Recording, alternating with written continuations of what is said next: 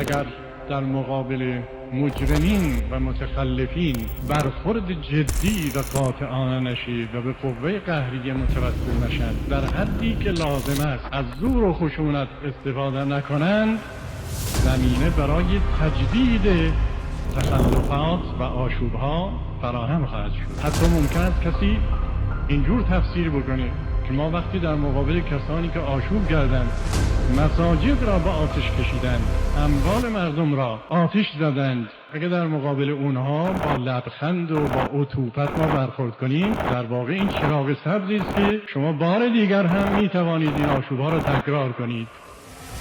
این کار صحیحی نیست.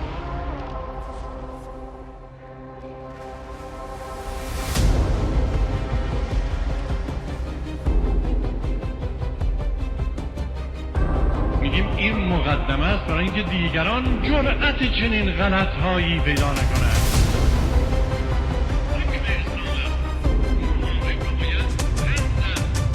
حکم اسلام است. محارب را باید حد زد.